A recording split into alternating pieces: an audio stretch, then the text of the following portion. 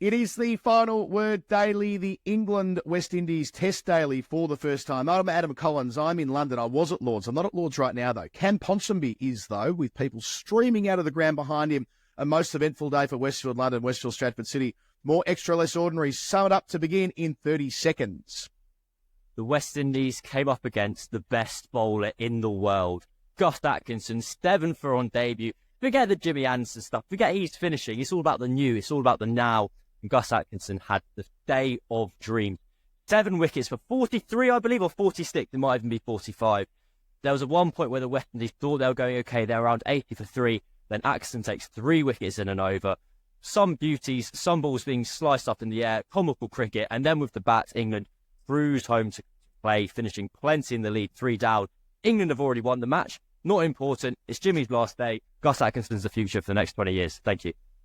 Yeah, that'll do. The 26-year-old Surrey man has done an awful lot right. Let's go through it in some detail. So the Windies all out 121. Atkinson 7 for 45. He took a wicket with his second ball. He nearly went onto the list of a wicket with his first ball in Test cricket with Arthur Conningham and all the rest, but not quite. Nearly became the fourth man to take a hat-trick on Test debut, but not quite there. Did take 3 in 4. Did contribute to a 4-for-none collapse. The Windies going from, I think it was 88 for 3 to 88 for 7.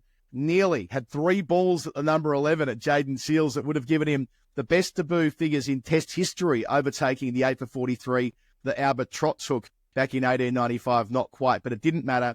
Anderson got the last wicket of the innings, which probably made everybody happy. All the awkwardness of a nunfer didn't need to be there. Atkinson led them off, but Cam, let's cut to the car chase here.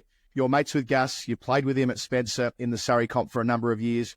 You've known him since he was a young lad. We've spoken about him on the podcast before.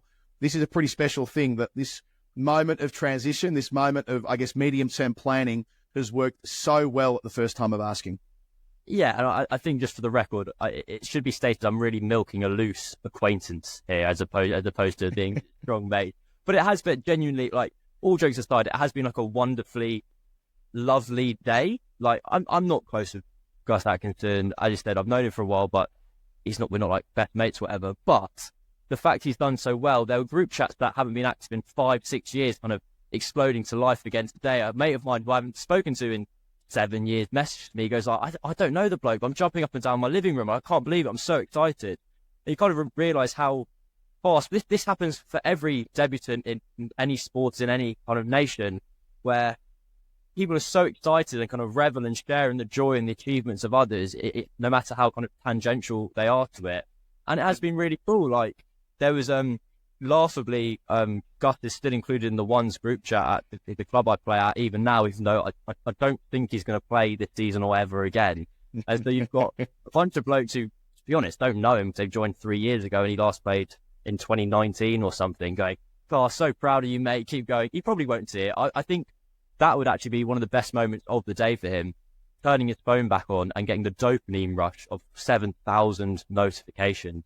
But it has been a wonderful moment. And also, I want to say it does go and further the point and prove Stokes and McCullum right, but they have this kind of golden touch of debutants. I think Atkinson's the 5th bowler to take 5 for on debut under Stokes and McCullum. They have this way of just kind of bringing someone into the environment and kind of letting them go and them almost having their best day in the shirt on their first day.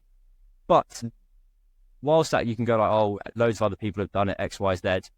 This is the point of this series. This is the point of when Ben Stokes has turned around and said, rather than it being a case that we are where we are where our feet are. I can't say that sentence. Be where your feet are, live in the now, don't worry about tomorrow. This is the case of we're finding out the best team we want, supposed win in the short term, but to go out to Australia. And effectively, that is the plan with Atkinson. The reason he got picked before playing much county cricket is because they had a skill set. He had the attributes that people thought, you know what, you bowl quick, you bowl a good pace on a hard length. That looks like that could go well anywhere. And that's why he finds himself in the team today. Yeah, I just finished writing a piece where I said that, like, with Atkinson, they feel like he'll work in all time zones, right? It's kind of similar with Jamie Smith, but on the other side of the ledger. They reckon that a guy who bowls, I think his first over today was the quickest over registered for England. Maybe Stephen Finn had a quicker one, but since they've kept that data, CricViz, which goes to a wider point about talent ID. I mean, yes, you can divide runs by wickets and say that's good or that's bad. I get that's the conventional way of assessing cricketers, but it's got beyond that now with analytics. It isn't just your bowling average, which determines whether you get picked in a test squad or whether they're seeing you as someone who's got long-term viability and whether they think you can be the kind of asset who can win test matches in Australia. There is more to it. And like, I know that Rob Key and I know that Brendan McCullum and I know that Ben Stokes are going to cop a lot of grief for what they said yesterday, what Stokes said yesterday in the build-up to the test match if this goes wrong. But on days like today when that transition piece looks like it's gone pretty fucking well. I mean, remember, this is the ground where Anderson walked out on debut as a 21-year-old, even younger than Gus is now, considerably younger than Gus is now, and took a fifer way back in 2003. Unless they made a gut call on Anderson, it's improbable he would have had the career that he's enjoyed as well. So sometimes you've just got to pick and stick and pick them when they're right and all of the other cliches that you hear from selectors across the world. And they've done that with Atkinson and a 7-wicket bag. And you described it pretty well in your 30-second summary. He'll actually bowl better than this and have worse returns on other days. He did enjoy some luck, including the ball he bowled to Craig Brathwaite, who chopped on second ball. But it doesn't matter because a couple of the wickets were high class. To Mackenzie, to Athanasi, who was looking pretty good at the time. He reached 23, hit 4 boundaries in a hurry. That was lean, mean, pitching middle and off, hitting the seam, angling away at pace, inducing the false stroke caught in the cordon.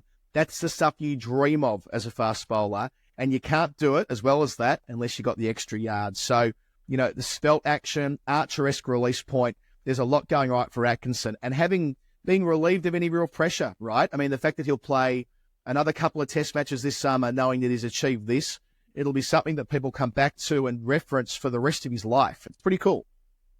I think that's it. I was thinking that as I was leaving the ground here. It's like, you've achieved something, or he's achieved something that no one can ever take away. And I think that transcends, that goes across not necessarily sport, but everyone's lives and careers, where you go, I've done that. And no matter what happens from this day onwards, no one can ever take that away from me. A couple of numbers, a couple of stats, which I think you'll enjoy. Atkinson's best ever T20 figures are 4 for 20, which came on his England's T20I debut.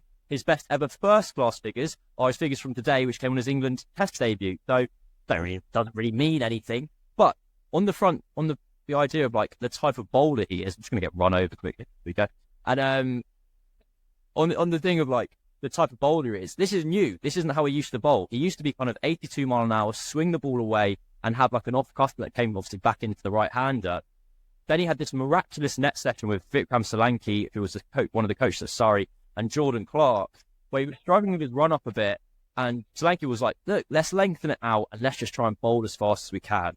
And there was this kind of euphoric eureka moment where I was like, oh my God, I've added 5 miles an hour. Now that comes with its own issues, because there was a concern. I remember chatting to Gus, and he mentioned it in terms of ahead of the India series, where you don't know how you gain something, what happens when it goes away. And so there's a little bit of that issues about that in terms of, he said in the press that like the West Indies series, he wasn't quite bowling as fast as he wanted to. Like, I don't think he was reaching these like massive highs that he had been previously. And so today, as much as the 7 wickets are important, you look on the gun, he's hitting 90, and that is like this magic number in effect for his career. Because yes, we're oversimplifying. We're kind of almost objectifying him as like, can you bowl 90? Are you sexy? Is that fun? He's like, he could be like, well, actually, I'm a skillful bowler. I do X, Y, and Z. What's important for his career, both in the short and long term, is are you going to keep your pace up? And today he did that, and that basically gives you a golden ticket to England selection. Yeah, I reckon that was the big unanswerable question today. Like, we've watched loads of him at Surrey this year. There actually have been days when he's bowled a lot slower than this. And you don't know until you know, right? There's adrenaline, there's nerves, there's God knows what he was thinking about when he went to bed last night and how many hours sleep he got, all those things that you can't really control before such a big moment in your life. But his first ball was 89 mile an hour, and his second ball gets a wicket at 88, and then every ball, I think, in his first over was up around 90. So having that confidence to go out and really let himself go, like not bowling looseners, not trying to work himself into it, that I suppose goes to how dependable his action is. So that's a really big tick in his column as well. I mean, just stepping back and looking at the game in totality, there was a moment just after lunch where I mentioned Athanase, who looks like he's got a really lovely stroke about him, especially through the offside. 3 beautiful boundaries straight after the break. batting with Kavim Hodge, who hit a six. First scoring shot after lunch was a clipped six off Chris Wokes over deep backward square. And you're kind of thinking, well, these two might bat for a session here. You heard Craig Brathwaite saying before play today that he wants his team across the next 3 weeks to dream big. And I like that. I admire that. I mean, Brathwaite's overseen a lot of teams who haven't really had the ability to dream big, but after what happened at the Gabba, he wanted them to believe. Now, they've been undone today by some great bowling, but also at some crucial times, they completely shat the bed. The 3 for 10 collapse that came from really nowhere after they reached 34 for none inside the first 11 overs. That was Brathwaite the first to go, the aforementioned dismissal from Gus Atkinson in his first over. Then McKenzie nicks off, and then Lewis on test debut is out to Stokes. An unbelievable catch from Harry Brook at third slip. One of 2 great bits of fielding today. Ollie Pope, the other extraordinary catch to take Hodge at short point. A full-blooded cut shot that was in the middle of all the carnage. But the Windies did have, just to come back to them, a couple of moments where they could have consolidated and could have had a bit of a day. But this, I reckon, goes to where they're at in their development, that they need everything trending in the right direction. They need everything. They need the wind at their back. They don't need little slip-ups. They don't need the captain chopping on second ball to a debutant. And once there's a little bit of a tremor, it precipitates a complete earthquake. I think the batting, bizarrely, I wouldn't actually say was my number one concern about the West Indies today. As you said, with the bat, we know that's their weakness, and they need everything to go right for them. They need the wind at the back, they need things to fall, they need catches to go down. If you look at that top 6, only Holder and Brathwaite have more than 4 test caps. The rest are incredibly inexperienced. And then you look at Brathwaite's and Holder's dismissals today. You've got Brathwaite chopping on wide one. Holder, I don't know how he's managed to edge that third slip. Like, Atkinson did one down leg side. You got away, 4. Ow. Right, okay. And so there you're like, right, we crumbled with the bat, but the reason we're going to be okay is we've got a really exciting young bowling attacker who are rapid and just knocked over Australia, and England's batting lineup so kind of up and down, they could be rolled over at any moment, and then England just cruised. They were going at 5 pretty much throughout. I think Joseph's figures after 10, he was like 0 for around 67 or 0 for around 57 after 10. And to just lose all nuance, that is bad. That's not good. And when you're kind of when you have the team dynamic of we need everything to go right to have a good day with the bat, you have to back up with your fundamental skill, which is with the ball. And they dropped 1 catch, but even that was Ben Duckett, who was then dismissed. And you kind of got this, like, I get so frustrated when teams I want to do well kind of show glimpses of like where they should be. And when Jaden Seals clean bowled that Crawley with an amazing Yorker to take them 3 down, you're like, oh, brilliant, right? They've ripped out England's top order in only 30 overs. Oh, England are on 160. They're already 40 in the lead. And so, yeah, this game has been and gone already for the West Indies. What you kind of got to hope for from the neutral standpoint and a West Indies standpoint is the bowlers stand up, keep their batters in the game, and their batters just chip themselves to 250 each game and just, let's go. Let's have a Gabba again in Trent Bridge and Birmingham. Yeah, I feel like it's like marginal gains with their bowling as well. Yeah, they're 189 for 3. England have gone at, better than 4 and over, nearly 5 and over. They lead by 68 at the close on day 1. So in all probability, your analysis is right that the Windies will struggle to drag themselves back into this game. Short of bowling out England inside, 90 minutes tomorrow morning or a session or something like that. Brook on out 25, Root not out 15, the 2 Yorkshiremen. Just consolidating a little bit after 2 relatively quick wickets. Pope, who was leg before wicket to Holder for a brisk and breezy 57. And Crawley, a quintessential 76 for him up the top of the list with 14 boundaries, scoring almost exclusively in front of the wicket and looking $1 million in doing so. But he was bowled by Seals, and I just want to speak to Seals for a sec here. I watched a lot of him in Australia a couple of years ago, and it was a little bit of one of those like don't believe the hype thing with him. He did not meet the hype. He bowled slowly in international terms. He did not swing the ball as much as we were anticipating him swinging it after a really exciting start to his test career earlier in 2022, and he flattered to deceive. Well, we've seen all those clips on social media from Sussex Cam where he's been hooping the ball around corners at pace, and I've been quite excited to watch him bowl, and I hope that Seals to Crawley moment will be one of those ones we look back on in a few years' time and go, right, this is where he's starting to turn the corner. He's much quicker. He's clearly quicker, and he's swinging the ball. Ben Jones from CricViz occasional final word host told me that nobody on average has swung the ball more in Test cricket in the last decade than Jaden Seales. So, like, there is something there in him. Yep, Joseph, bad day. He'll get better than that. You can say the same for Shamar Joseph, who went at fives and played a ridiculous shot to get himself out. And Jason Holder doing is basically Jason Holder does, consistent but not really bothering them on the speed radar, although he did pick up Ollie Pope, and Moti only bowled a couple of overs. But out of all of that, what I would love to see is like Seales to take 6 tomorrow. You know what I mean? Like, I want to see him bowl England out and demonstrate to the world that he's got something there. He's only 22. You know, bowlers are allowed to get better. So when I kind of rubbished him before, when he was 20, you want much chop in Australia. Now he's 22 in England. There is definitely enough going on with the amount of movement he gets through the air and the amount of pace he generates off the surface and the amount of aggression and confidence as well, that I hope that's where this game goes tomorrow. And most importantly about Jaden Seales, he's a great celebrator of wickets. Again, his skill set. Whenever he gets a good wicket, whenever he clean bowls someone, nicks someone off, it's both arms out. He's away off the camera. And it looks especially good if you're watching the Sussex live stream where it's the fixed camera. He just disappears. It goes off into the distance. But, clean bowlers. Jimmy Anderson. It was his last test. I'm not feeling anything. We'll get there. Oh, my God. We're going to get there. Cam, we're going to get there. We're going to do that in the Final Word Hall of Fame coming up after the break. This is the Final Word Daily, England, West Indies, Day 1. Adam Collins, Cam Ponsonby. We've been at Lord's. Cam is still at Lord's. We're here every single day of the series for Westfield, London. I've not read this today. Who knows where it's going to go? All right. Ian Bell's cover drive. Mark Waugh's on drive. James Anderson pitching the ball up to lure the batter into a drive. Cricket is full of driving, and cricket is full of tests. But if you want to find a test drive, you won't find it at Lord's, but you will find it at Westfield, London. Visit the Renault pop-up and test drive the Renault Scenic, the 2024 car of the year, this weekend, and you can park for free for 6 hours at Westfield, London. And if you're thinking about making the switch to an electric vehicle, why wouldn't you? Or you're sick of that one you already have, there's no better time to discover the latest version of a car.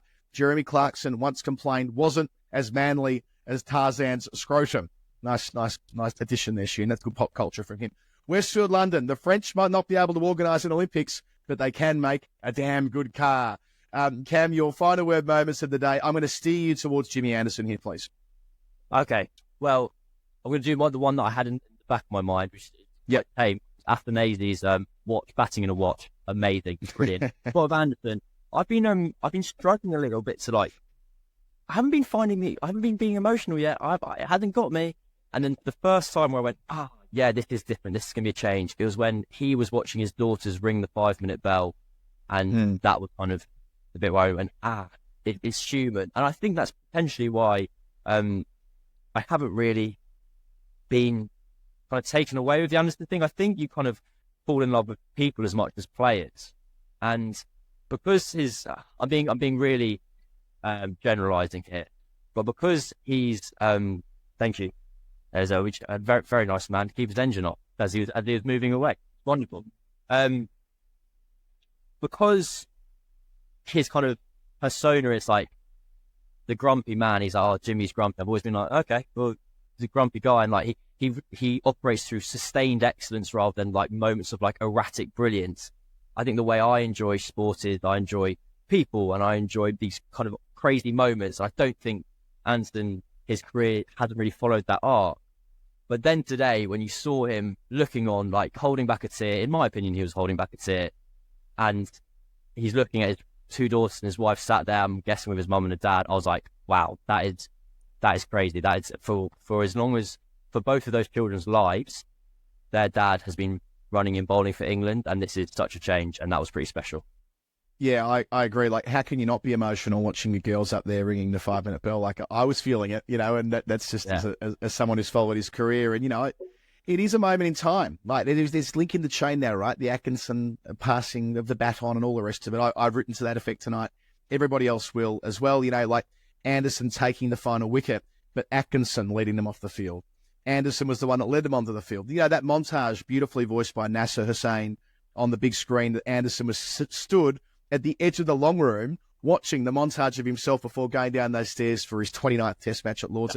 It was really well done. By the way, the Sky opener today is an absolute belter, so if you haven't seen it yet, Sky always do a great job with their openers and closers. It's worth gifting yourself 2.5 minutes to watch that. But yeah, I'm just glad that he took a wicket. I'm glad he got that 10th wicket. There's none of that. I mentioned it earlier, the awkward nunfer. It all kind of worked. And yet there won't be any 709. There won't be any 713. There won't be any sort of number wang for Anderson this week. But he's contributed today. He bowled nicely today. He did what Anderson actually does. He bowled within himself early on in terms of trying to swing the ball. Then the lacquer came off. Stokes started swinging it. Haven't mentioned Stokes a spell, but I will briefly here. Got the ball hooping. Anderson tried that before lunch, beat the bat a number of times. Doesn't quite work out, but it was the third spell that got him in the book at Lords in his 29th match and his 188th all up. We'll have plenty more time, I'm sure, to talk about Jimmy in the days that are left in this Test match, Cam. It is 38 minutes till kick-off between England and the Netherlands in the Euros, so we're going to go right now. This has been here. We've been here, rather, for Westfield London, Westfield Stratford City. More extra, less ordinary. Gus Atkinson's day, England's day. Let's do it all again tomorrow. Good night.